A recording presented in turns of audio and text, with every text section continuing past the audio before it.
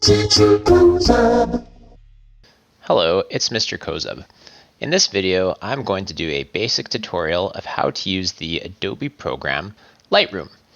Lightroom is a photo editing program that allows you to change the way photographs look and basically improve their overall image quality. Now, I'll let you know before we start that there are in fact two versions of Lightroom. There's one called Lightroom, there's one called Lightroom Classic. And I'm just using the normal Lightroom here. You can see I have it installed and it's on my desktop here. So let's open that up. All right, so we've got our loading screen. It looks like the other Adobe programs you've used. And if you are opening this and you haven't opened it before, you might get a different screen than this. It might give you some sort of a welcome screen, but this is what it'll look like most of the time. Now you'll notice as soon as you open it up, it sort of gives you some tutorials in here, which you can look at. There's lots of great tutorials that'll help you edit your photos. You can see there's tons, and some of these you can even follow along with.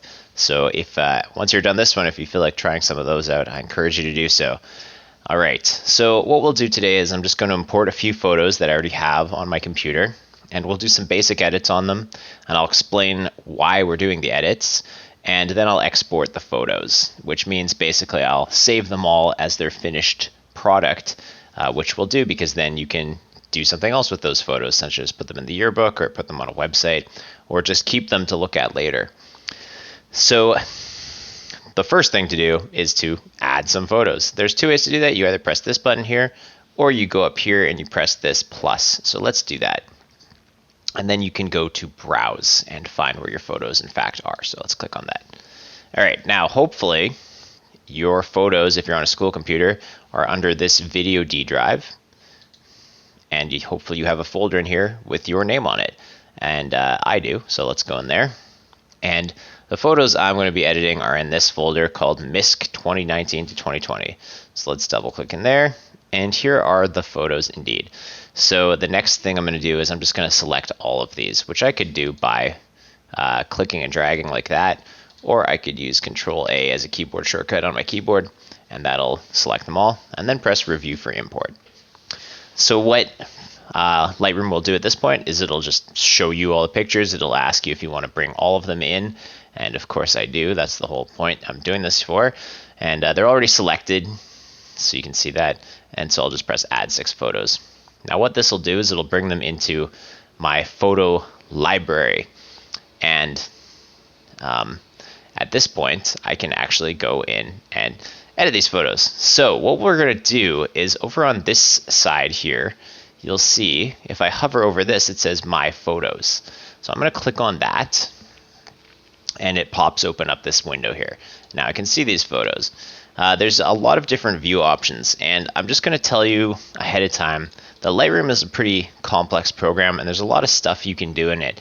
There's different ways you can organize the photos, and there's different ways you can view the photos. Here's a layout tab. You can see that it sort of changes it, and it tells you the way it's showing it. So this one allows me to see all the photos along the bottom here.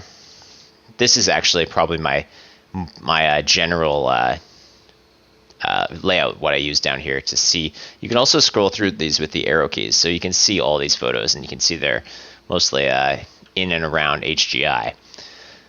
Okay, another thing you can do once you're at these photos, after you've looked at them, is you can rate them. There's in fact a star rating guide down here. This is going to be useful once you start getting a lot of images. Once you have like hundreds of images, I usually would start by going through all of them and kind of rating them based on how valuable I think they are and how worth keeping they are. For this tutorial, I'm not going to bother with rating them, just to show you that I'll just show you that you can do it. See, I set it to 3 stars. But it doesn't really matter because I'm only editing 6 photos, so there's no real need to sort of go through and rate them in this example. All right, so this is how we look at our photos, but how do we actually do the important work of editing? Well, to do that, we're going to take our cursor and we're going to go over to the right-hand side, and you'll see there's this little toolbar, and I'm going to click on this top thing here. If I hover over it, it says Edit, and I'm just going to click on it, and it's going to open up my edit pane. Now, Lightroom is a very user-friendly program, and you can see if I hover over any one of these, it actually gives you an example of what each slider will do to the resulting image. So if I'm looking at shadows here, you can see that it shows you if you make that slider up or down, that it actually, in this case, it increases the light of the shadows, or if you move it down, it decreases the brightness of the shadows. So this can be very useful once you're getting started to sort of learn what these different sliders do. And it does this for, I think, almost all of them. It's quite comprehensive here. All right, so moving along, we're going to start, the general approach to editing an image is you start by going in this tab here, which is the Edit tab, and you make adjustments to the light and the color. And then there are also effects, which I can open up, and there's a few effects in here which you can use if you're so inclined. And you could also even go into detail, and these may be necessary. Optics or geometry may be necessary, but generally you can not use those. And generally you probably don't need detail, but you're going to pretty much always use light and color, and oftentimes effects as well. So let's get started. Let's do some light adjustments. So exposure is your basic adjustment for light, and it basically adds or takes away brightness from an image. Now in this case, this image is quite well exposed, meaning it's not too bright and it's not too dark. So I don't probably need to change the exposure. Contrast is going to do something, it's going to change the difference between the brightest points and the darkest points in your image. Oftentimes you can see I'm adding contrast in here, and it sort of makes some of the darker areas pop out from the brighter areas, so that can be kind of a nice look. Highlights are going to be the brightest portions of your image. So in here we have some highlights in the snow. That would be from the sun shining down on it and making them very bright. So I'll show you, if I bring it up, it makes that lighter. If I take it down, it makes it a little bit darker. Now in this case, we can probably reduce the highlights because of the fact that it was quite bright here to begin with. Before I go any further, I should mention that this is to some degree an art as well as a science here. If this image were very overexposed, you would probably want to bring down the exposure, but the general way you should be going about editing images is to use your eyes and to make adjustments that just look good. That said, you're going to want to avoid overdoing it. So oftentimes you might make some changes, make an image look a certain way, and it looks good to you at that moment. But when you come back and look at it later, you might think it's a little bit overdone. So try to use a little bit of moderation. All right, shadows. So this is going to change the brightest or darkest spots of an image. Now in here, I think there's some shadows. Well, there's some over there. There's not a lot of shadows in here, so you can see that it's changing the sort of shadowy areas. So yeah, there, and the parking lot over there is a little bit in shadows. So in this case, I would probably leave this about the same, maybe reduce it a tiny bit. It doesn't need to change too much.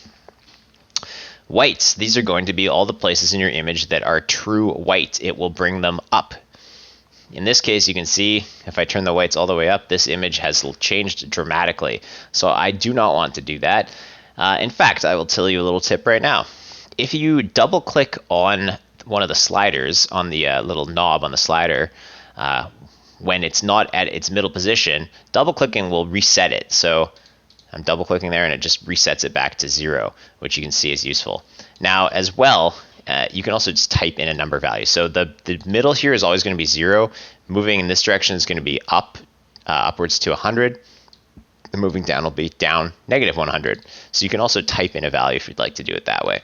But I usually just use the sliders. Now for whites, I'm thinking probably 0-ish is good. So you can just use your eyes and decide what you think looks good. Blacks is the same, but for blacks, obviously, this will make the blacks stronger, and this will make them, this will make them stronger, and this will make them brighter.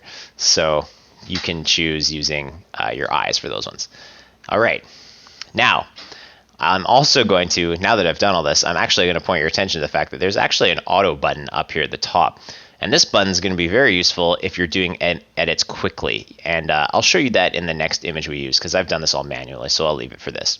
Okay, so that's our light. I can even collapse that now that it's sort of done. We're done with that. I can always go back and change this later if I want to. Let's move on to color. So color is very important in photographs. I suppose that goes without saying, but it's actually a little bit more complicated than you might think because the way our eyes perceive color is different than how a camera perceives color, and which is even different still from how a computer perceives color. So what happens when you actually take an image is the camera will do its best to set what's called the white balance because in the idea is that there are shades of gray that are called neutral colors. But sometimes, depending on the lighting or depending on the camera might actually add a little bit of color data to things that should not have color. So sometimes you'll see something that's like black or gray. Maybe we'll have a greenish tint or a reddish tint, whereas really it shouldn't have that tint. And that's called the white balance. So oftentimes, you would need to actually reset the white balance or set it manually, and it will change the color cast of your image to be more natural, to be more what it would actually look like in real life as a human. So that's what we're going to do right now. So you can do that in here with color. You can see there's a few settings here. So the first one is temperature. If I hover over this, it shows me kind of what it does. Temperature sort of goes between blue and yellow. So I can change this manually, and you can see that that makes it a lot more blue. Now, a temptation people have when they're making these edits is to go crazy and go like this, and now you have the school looks really blue. This can certainly look cool in certain cases, but by and large, this is not going to be the style of editing you want to do for photographs because it's not very photorealistic. So I would advise you against making really over-the-top changes like that. The changes you're really going to make are going to be more to the degree of that. Maybe I've slightly cooled down this image. That's what you call it when you move the color towards blue in this case. And maybe in this case, looking at tint now, which is another color shade changer, I can change the color a little bit towards green or red. Maybe in this case, I'll move it a little bit towards green. So you see that my changes are minute here, -12, -3. They're not extreme like that, because that's just a little bit too much. Okay, so that looks good to me. I think that's a fairly natural looking image. We can use this to affect for creative effect to a degree, perhaps like that. Like now we sort of have a nice reddish tint, which kind of gives it a vintage sort of vibe, but it's still realistic enough. So, but don't go crazy. Like, don't do that, all right? I know you're going to do it. But try not to get caught up in that, because for most images, we don't want the people to look blue or whatever. We want them to look like people. All right, moving on. So, vibrance. Vibrance and saturation are two very important sliders here. And you'll end up using these a lot because what they do is they basically change the impact of the color, how strong those colors in the image are. I'm still messing around with this a tiny bit. I think that's too red. I think something like that's a little better. It's not perfect, but it's okay. Okay, so I'll tell you about saturation first because this one's easier to explain. What saturation does is it adds or it takes away color in equal measure across the image. So I'm going to show you turning saturation up. What it will do is it will make every color basically a brighter shade of that color. All right, so it's at 100 now. So you see those reds are very, very strong. See the blue is very, very strong. And there's actually not a ton of different colors in here, so we're not seeing a ton of detail there. You can see there's some color in the snow. There's kind of a purplish, bluish color in there. So it's bringing that out a little bit more. Okay, so it's making every color equally stronger. Now let's take saturation all the way down. Can you guess what it'll do? This is called desaturating an image, and the lowest it'll do is it takes away all color. So now we have a black and white image. So this can be a good effect depending on the type of edit you're making. Sometimes black and white images can look very nice. You can also do sort of a thing like this, sort of desaturate an image to a degree, so you get everything looks a little bit faded, which is kind of a cool look as well. It makes an image look dated or vintage as well. Or you can sort of add a little bit of saturation. Now, saturation, like any of these other sliders, you want to avoid overdoing it. You don't want to go like that because that doesn't look realistic. But adding a little bit of saturation can be nice to make those colors pop out more. Okay, I'm actually just going to reset saturation.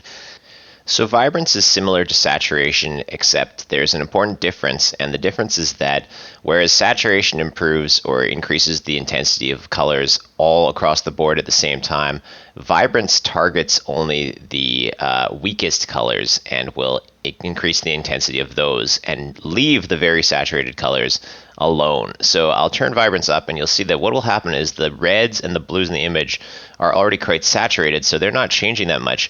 But what will change are the colors in the road and the snow and these details over here. If I turn it up, you'll see that they get very blue because there are some light blue colors in there, and turning vibrance up targets those lightest colors and will increase them. Similarly, if I turn it down, it leaves the most saturated colors like the reds and the blues quite alone, but it strongly desaturates the lesser saturated colors to begin with, so the snow in this case. So using vibrance and saturation in conjunction is a good approach. I tend to think of vibrance as a smarter version of saturation.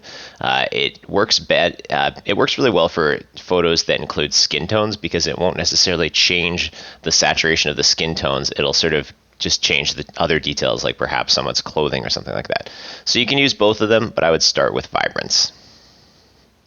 These are different effects that Lightroom includes, and they are texture, clarity, dehaze, vignette, grain. So texture, you can see if you hover over it, it says it enhances or reduces the appearance of texture in your photo. So anything that appears to have sort of a texture to it. So let's just look at it visually. I'm going to turn it up, and you can see that it's bringing out a lot of the details in the bricks of the school and the snow and stuff like that. So it's adding texture. If I take this down, it makes everything a little bit more hazy and foggy. Again, either or effect can be good depending on what you're trying to create. If you want your image to look dreamlike, you might turn texture down, but if you want it to look rugged, you might turn it up. Again, I would use these in small degree. Now, clarity is similar. It sort of deals with the details around the edges. I'm going to just turn it up and show you what it looks like. Turn it down, show you what it looks like. Similar to texture, a little bit different. Clarity is sometimes nice. It makes details pop out a little bit more if you add clarity. If you reduce clarity, it can be nice on skin tones because it smooths together some of the particles of skin and stuff like that. So you can try that. All right, dehaze. Dehaze is really useful for landscapes that are taken at long distances. What it actually does is it'll just reduce the amount of haze in an image. There isn't a lot of haze in here, so it isn't necessary really to use this, but it's still actually, if I turn it up, it will sort of take away some of the haze that would have been in this image, but I think it's not necessary to do that here. It's actually causing some distortion and kind of weirdness to the image, so I wouldn't really use it in this case. You can see if I turn it in the other way, it's basically adding haze in. So I'm just going to double click and reset that to 0 because we wouldn't need that for this image. There would be some images though where dehaze will do a lot of really interesting work. So you can check that out on different types of images. Vignette is that. It adds this sort of ring around the edge, which is kind of like a vintage photography effect. So I usually wouldn't use that, but again, depends on what you're trying to create. And grain. Grain is meant to add the effect of film grain because right now we're editing digital images, but back in the day, images were usually taken on film, and film had in it what was called grain, which is basically little dots. There's actually some little dots in here which you might be able to see, but this is actually digital grain. It's from the compression. But if I add this grain, you can see that I'm turning it up all the way, you can see that it sort of has a grainy look to it, and it's meant to simulate film. And this is kind of cool if you are going, trying to create that vintage looking photo or whatever. A lot of filters on Instagram and apps like that have this kind of effect in it as well. So just depends. Oops, I opened that up. Depends what you're wanting to do, but I would usually not mess around with that, because usually you're not trying to make photos look dated. Okay, so that's the edit tab. I know, took a while, right? But there's a lot to do in here, as you can see. What we'll also do right now is, so we're going to move to the next tab, which is the crop and rotate tab. So just click on that. And this is going to be really useful a lot of the time as well. Here it tells you how it works. It's trying to teach you. It's trying to take my job from me. Okay, so crop. So crop basically allows you to resize your image and cut out certain portions of it. And in this screen, you can also straighten an image. So this image is pretty straight, but you can see if I drag here, it allows me to sort of tilt the image. And actually, I think it was a little... It's pretty straight, really. You can use the grid that it puts there to try to line up the horizon line, or things like the fence back here. You can try to make it so that's straight, or you might want to try to make it so that line is up and down, or the flag post, depending. So I'm going to turn it like that. Okay, so that has tilted it a little bit. I think that might be better, but we can always reevaluate and change our minds if we would like to. Okay, as well, we can crop this image. If we didn't like the framing of this image, or if we wanted to just sort of zoom in on something, we could crop it. However, for this image, I actually think it's cropped quite nicely. It's got a good composition. It's kind of using the rule of thirds. You can see that the flag post is along this third line here, and the horizon line is close to this third line. So really the composition is pretty good here. There's no need to crop it. Once you have made your adjustments in here, or by dragging the handles to crop, you can just double click and it will make those changes. And I have straightened it, so it did cut off a little bit around the edges. It looks like it's a little bit straighter now. So I think that's good. Okay, so those are the two most important tabs by far. You're going to use those all the time. There are also these tabs. There's the healing brush. There is the this is another brush that is actually useful as well. I'm going to go into this probably in another video. There's gradient, and there is, what is that? Radial gradient. And those are some other tabs, but the most important ones, and the ones that I wanted to focus on today, are your edit tab and your crop and rotate tab. So I'm going to not go into those other details today, but I will show you editing one other picture here to show an example of some of the automatic settings that you can use as well. So let's move along from this image. Let me check out, let's do this image. This is of Mr. Juby, and this is during Halloween, so he's dressed up as a stick person, as you can see. Okay, so I should also mention that there's different modes here to view the image. If I press fit, it's going to resize this image to fit my window. If I press fill, it will zoom in a bit to fill the work area with the photo. Now, this image, if I click one-to-one though, this will actually show me the full size image, because this image is quite large. And you'll see that we can see a lot more details now if it's one-to-one here. What you also actually should know is, I'm going to go back to this one for a sec, and this is our edit. I'm going to press this button, and it will show you the original. So I can click this to toggle between the original image and the altered image, and you can see that I did make quite a difference by the few edits that I made here. Okay, let's go back to Mr. Juby here. Got it. I'm going to do this one more quickly, but I'm going to start with the edit tab, and I'm going to open up the light tab. And what I'm going to do in this case is, I'm actually, instead of manually doing all the light adjustments, I'm going to press auto. And this will then automatically make these adjustments. You can see it's added some exposure, added some contrast. It hasn't changed highlights at all. It's added light to shadows, and it's left whites and blacks very close to their original setting. So auto is going to be useful if you have a ton of images and you just kind of want to go through them quickly. Of course, I can still always go through after and change. Maybe I do want to add a little bit more contrast. Maybe I want to, yeah, the shadows are about good there. So you can always edit a little bit after the fact, but that auto setting will be helpful for you to know about. You'll also be interested to know, if I go under color, that under white balance as shot here, this is what I was telling you about, how the whites in this image are going to be distorted to some degree from the camera. And in fact, you can see that this area here is supposed to be white, and it has sort of a yellowish tint to it. This is supposed to be, I believe, black or gray, and it's got almost a greenish tint to it. So the white balance is not entirely correct. And what I can do to do this, to fix this, rather than just tweak these things, is I can actually go over here and press this white balance selector. And if I click on it, it gives me a little picker tool, and it shows me where my cursor is hovering over. And what I will do here is, you can see it says use it to click on something in the photo that should be a neutral color. So neutral color means a shade of gray, to automatically correct the temperature and tint. So this, I think, should be like a white. So I'm going to click on it, and all of a sudden it's adjusted the temperature -17 and the tint +16, and you can see how much more this looks like the actual color that it should be. All of a sudden, a lot of that color cast that was in here is gone.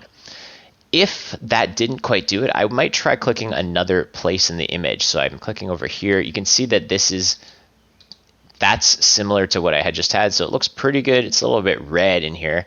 I could try clicking down here. I'm kind of using my eyes here. I actually think that right here, if I click right around there, that looks really good. So I'm happy with that. I use this white balance selector tool all the time. You can also use it by the W key on your keyboard. And now once you've done it, you can just click away from that, and it turns that tool off. So now I can go back to looking at this image normally. So that's a way quicker way to go through and do some white balance adjustments.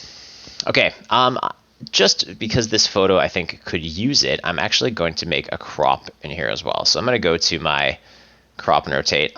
I'm basically happy with this image. Otherwise, I don't think it needs any other changes. I mean, I could add clarity if I wanted to, but I don't think it's necessary. So let's go to crop and rotate. And I'm going to now use cropping to sort of focus in a little bit more on Mr. Juby and take out some of these unnecessary details, because why do we need to see this sink room maintenance door in the image? It's really not adding anything. We probably don't need to see this washroom door here. We also don't need to see this person here, because we can't even see them anyway. So let's just zoom in, focus in way on Mr. Juby. And we want to use our compositional techniques, so rule of thirds. You can see that maybe if I put this third line, it's kind of on his body, and his face is kind of near this area here. So that might be a good placement for composition. And once I'm done, I can press enter on my keyboard, and it'll make that crop. And now I've changed it to a portrait image, and I've just zoomed in a lot more on Mr. Juby and taken away some of those unnecessary details, which is what you're going to want to do as you're editing. Okay, so that's that. That's basic edits with the editing tab and the crop and rotate tab. Now, I'm going to show you how we can export these images, and then we're basically going to be done this tutorial for now. So I've only changed 2 images here. I've changed this one. I'm looking at this again now, and I'm actually noticing I think I've overdone it. I'm going to take down some contrast. I'm going to, you know what, why don't we use the white balance tool here as well? Click on that, and let's see something that should be white. The snow probably should be white. I just clicked on that, and you can see it's changed the color cast quite a bit. Also, we know that the flag in there should be white, so we could try that. None of those are quite getting the look I'm going for. That's not too bad. And actually, this would be, the sidewalk would be gray, so I could use that as well. Yeah, and you can see that that actually is a bit more of a natural look to it. I'm just going to deselect this tool by pressing W. So that looks better to me. Okay, so let's export these 2 images. The easiest way to do this is to just select them down here in our film strip. And you can do that by clicking on one of them and then clicking and holding Control or Command if you're on a Mac, and clicking that other image there. So now those 2 images are selected.